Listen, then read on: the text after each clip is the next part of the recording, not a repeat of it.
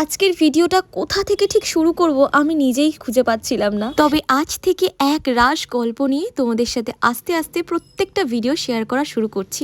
দিয়া দাদা পেমেন্ট করেছে না রে, খাওয়াচ্ছে পড়াচ্ছে না। আজকের গল্পে অনেক কিছু আছে। দিনটা শুরু করেছিলাম একদম দুপুরবেলা থেকে। দুপুরবেলায় আমার আর আমার বোনুর এখন নতুন রুটিন হয়েছে, দুজনে একসাথে টেবিলে বসে খাবো। যথারীতি বাঙালি বাড়ির টেবিলে খাওয়া ছাড়া সবকিছুর জায়গা হয়ে থাকে, বোতল থেকে শুরু করে ওষুধপত্র। আমাদের বাড়িতেও ঠিক তেমনটাই আছে জানো তো। তো সেইগুলো সাইড করে টেবিলটা পরিষ্কার করে এখন আমরা দুজনে মিলে খেতে বসি। তারপর একটু ছাদে গিয়েছিলাম, কারণ আজকে বিকেলে ছিল আমার একটা মেকআপের কাজ। আর তোমরা তো জানোই মেকআপের কাজ থাকলে আমাকে সাহায্য করতে রিশু আসে সবসময় বাড়িতে।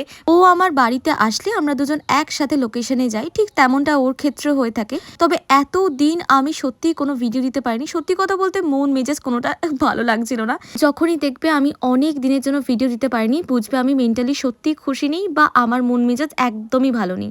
আমি যখন নিজে ভালো না থাকি তখন আমি কি করে সেই ভিডিওগুলোকে সুন্দর সুন্দর কথা বলে এডিট করব বলো, সেটা আমি একদমই পারি না।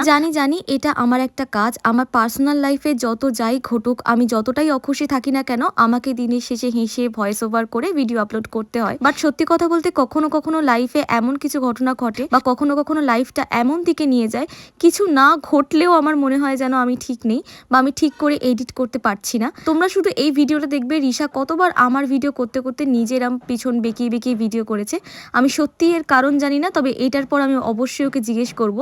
আমি দেখো এত ভিডিও করেছি বা এতগুলো ব্লগের ক্লিপিং নিয়ে রেখেছি, সত্যি কথা বলতে একটা ক্লিপিংও আমি দেখিনি ভালো করে যে ঠিক এসছে না ভুল এসছে বা কিরকম এসেছে। তার মানে তোমরা বুঝতেই পারছো যে আমি কতটা ডিস্টার্ব ছিলাম নিজের লাইফে। দেখবে তোমাদের সাথেও কখনো কখনো এরকম হচ্ছে যে সবকিছুই লাইফে ঠিক চলছে, ঠিকঠাক খাচ্ছ, ঠিকঠাক ঘুমাচ্ছ বা ঠিকঠাকই সব চলছে, তারপরেও গিয়ে কোথাও না কোথাও তোমার মনে হচ্ছে যে না, কিছু তো একটা মিসিং আছে লাইফে বা কিছু তো একটা ভুল আছে। আর সেই ভুলটা খুঁজতে গিয়েই দেরি হয়ে যায় অনেকটা বেশি। আর কথা বলতে বলতে মেকআপও কমপ্লিট হয়ে গেছে।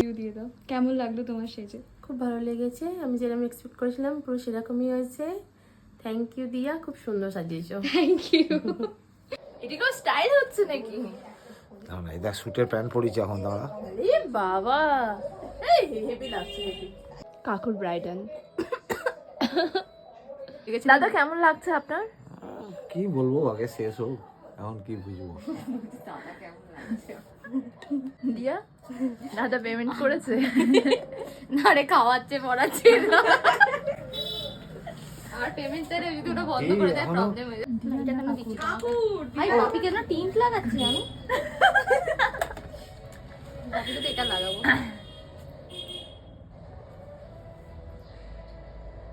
বিয়ে বাড়িতে কার বিয়েতে যাচ্ছে কাকু? আমি একটা বিয়ে বাড়িতে এমন বাজে সেজে গেছি, বাপি বলছে পরের বারে সেজে আর বিয়ে বাড়ি যাবি না। মুখ বলো, সে রিয়া দিদি বিয়ে মুখগুলো সাদা থেকে গলাটা কালো লাগে। ওটা কত সালে? অনেক ছোটবেলা। বাল ছবি আসছে দেখেছিস, মুখগুলো সাদা গলাটা কালো। জীবনের অভাবে সেজে বিয়ে বাড়ি যাবি না। হয়ে গেছে, হয়ে গেল সব গলাটা। দেখ কাকু কিন্তু বেস্ট লাগতে হবে বিয়ে বাড়িতে। দাঁড়া না, তোমারে ঝাড়া পিস ঠিক আছে, ফিনিশ। স্যার দেখি। আরে আরে এটা হলে তো দেখতে পাবে। ও ভালো। আরে এটা হলে তো দেখতে পাবে। এরপরে আমি আর সেদিন জানো তো আমার বনুর একটা সুন্দর কেকের অর্ডার ছিল, আর দেখো কি মিষ্টি দেখতে না কেকটা। এটা আমার বনু বানিয়েছে। তোমরা চাইলে কাস্টমাইজ করে ওর কাছে কিন্তু কেক অর্ডার করতে পারো। ওর পেজের লিঙ্কটা আমি কমেন্ট সেকশনে দিয়ে রাখবো, তোমাদের সুবিধা হবে। আর দেখো কথা বলতে বলতে বাপি তো একদম রেডি। সত্যি কথা বলতে বাপি বাড়ির লোকেরা আমাকে এত হাসি খুশির মধ্যে খুশি রাখে যে আমার মাঝে মধ্যে ডিস্টার্ব হওয়াটাও অদ্ভুত মনে হয়। ডিজাইন করবি তো? রিসা জীবনে প্রথমবার কেকে ডিজাইন করে এনেছে। কি বের হচ্ছে না কেন? এটা সরু সরু করে ভাবে দিতে। আর পুরো এটা হাগার ইমোজিটা যেরকম হয়। ফুলমা জানে ফুলমা তুমি করে দেখো। কি করছো ফুলমা তুমি? তো খাওয়া। এই দেখ দেখ না কি সুন্দর বানিয়েছি, দেখ দেখ একবার দেখ। এই যে এই লাস্ট সাইডের এটা আছে, এটা পুরো গুয়ের তালের মতো দেখতে। খেতে ভালো, খেতে ভালো, খেতে ভালো হয়েছে ভাই। এরকম করছিস কেন? গুয়ের তাল লাগে। আগে এরকম ভাবে দেখ, খেতে হবে কি করে দেখ, কতটা সফট দেখ জিনিসটা। এই কি বেরিয়ে যাচ্ছে কেন?